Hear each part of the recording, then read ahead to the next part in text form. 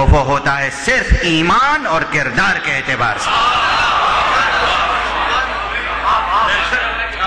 اگر یہ معیار ہو تو کہیں رشتوں کا مسئلہ پیدا نہ ہو، پیچیدہ نہ ہو۔ مال و دولت کے اعتبار سے کفر نہ ڈھونڈیے، ایمان اور کردار کے اعتبار سے کفر ڈھونڈیے۔ حضرت زہرا کا کوئی کفر نہ ہوتا اگر علی پیدا نہ ہوئے ہو۔ جیسے حضرت علی کے بہت سے نام ہیں، ایسے ہی حضرت زہرا کے بہت سے نام ہیں۔ ایک نام الکوثر، دوسرا نام لیلۃ القدر۔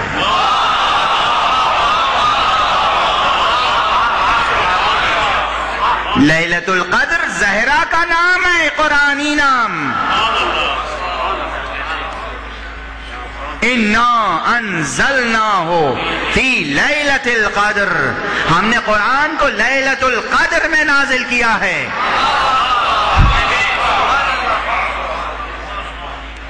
اب یہاں پر بات آ گئی ہے، اگرچہ میرے براہ راست موضوع میں نہیں تھی، میں کہہ رہا ہوں ابھی پہلی جملے پہ ٹکی ہوئی ہے تقریر، مگر دھیرے دھیرے یہ جملہ مکمل تو ہو لے،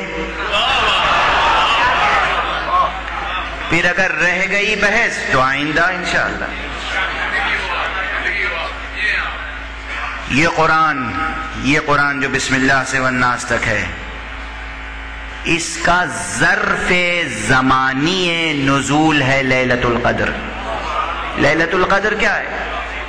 ظرف زمان، ظرف دو ہوتے ہیں نا، ظرف زمان، ظرف مکان۔ یہ مجلس جو ہو رہی ہے، اس کا اعلان جب چھپا ہوگا رقعے میں تو اس میں دو چیزیں دی گئی ہوں گی، کس جگہ ہوگی، کس وقت ہوگی۔ دونوں چیزیں جب کوانسائڈ کریں گی تب یہ عمل آپ کو ملے گا، ورنہ نہیں ملے گا۔ اگر لکھا ہوا ہے کہ مثلا 4 صفر کو مجلس عزا 9 بجے شب میں منعقد ہوگی، اور آپ 9 بجے شب 3 صفر کو آ جائیں، یا 9 بجے شب 5 صفر کو آ جائیں تو مجلس نہیں ملے گی۔ اب آپ کہیں 9 بجے ہیں، رات کے 9 بجے ہیں، تو رات کے 9 بجے ہیں لیکن مکان کے ساتھ جڑی ہوئی ہے بات، تاریخ کے ساتھ جڑی ہوئی ہے بات۔ یا آپ 9 بجے 4 صفر ہی کو پہنچے مگر اس مسجد کے بجائے کہیں اور پہنچ جائیں، تو تاریخ صحیح ہے، وقت صحیح ہے، مکان صحیح نہیں ہے۔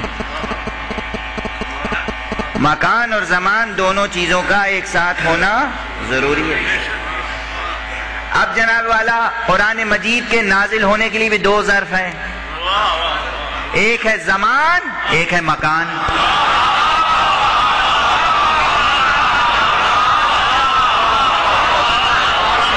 زمان ابھی اس لفظی قرآن کی بات ہو رہی ہے، اس کتبی قرآن کی، اسم کی بات ہو رہی ہے۔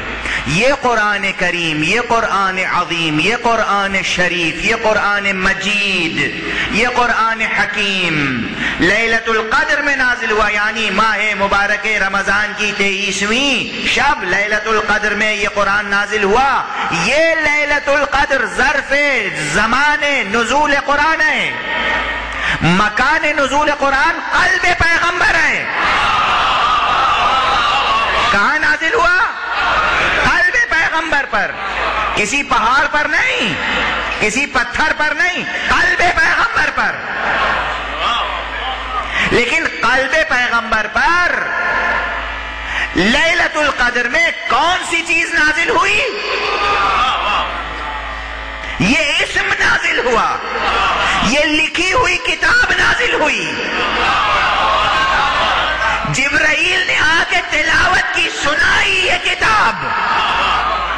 جیسے نام لکھا ہوا ہوتا ہے یا نام کا اعلان ہوتا ہے، جیسے آپ حافظ کو بٹھا کے اور قرآن سنیں، جبرائیل نے قرآن آ کر پیغمبر کو عطا کیا، سنایا رب اکبر کی طرف سے لیلۃ القدر میں۔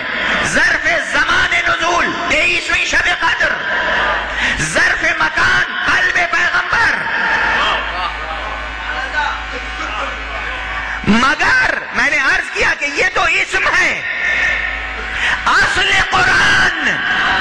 وجود عینی قرآن کیا ہے؟ میں نے کہا یہ وجودات مقدسہ یہ ہے عین قرآن. خود ذات محمد عین قرآن ہے، ذات حسن ذات حسین عین قرآن ہے.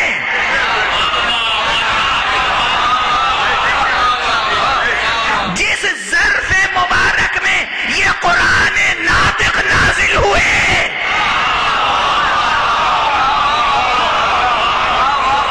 جس ظرف مبارک میں حسن نام کا قرآن ناطق نازل ہوا، حسین نام کا قرآن ناطق نازل ہوا، اس لیلۃ القدر کا نام فاطمہ زہرا ہے.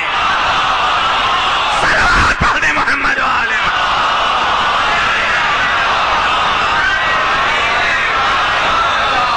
فاطمہ کا نام لیلۃ القدر.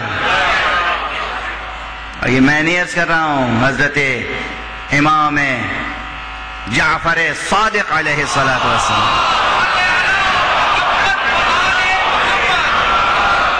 نے فرمایا ہے کہ لیلۃ القدر میری جدہ ماجدہ فاطمہ کا نام ہے.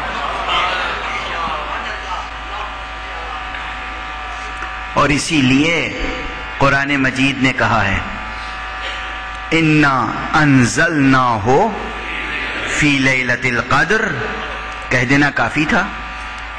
ہم نے قرآن کو لیلۃ القدر میں نازل کیا.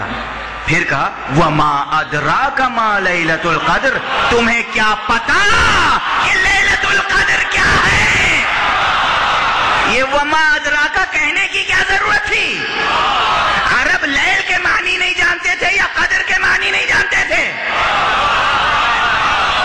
اتنا کہہ دینا کافی تھا رسول اللہ کا کہ لیلۃ القدر سے مراد یہ شب قدر ہے 23ویں رات یا 27ویں رات یا 21ویں رات یا 19ویں رات. کافی تھا. اِنَّا أَنزَلْنَاهُ فِي لَيْلَةِ الْقَدْرِ. خود خالق حیرت انسانی میں اضافہ کر رہا ہے، استعجاب انسانی میں اضافہ کر رہا ہے کہ ہم نے قرآن نازل کیا ہے لیلۃ القدر میں، اور تم کیا جانو کہ لیلۃ القدر کیا. اور دیکھیے یہ قرآن ہے، اس کی فصاحت کی قسم کھائی جاتی ہے، اس کی بلاغت کی قسم کھائی جاتی ہے، اس کی جامعیت کی قسم کھائی جاتی ہے. ہم جیسا انسان کوئی لفظ مکرر اپنی زبان سے جاری نہیں کرنا چاہتا، مگر کب؟ جب کسی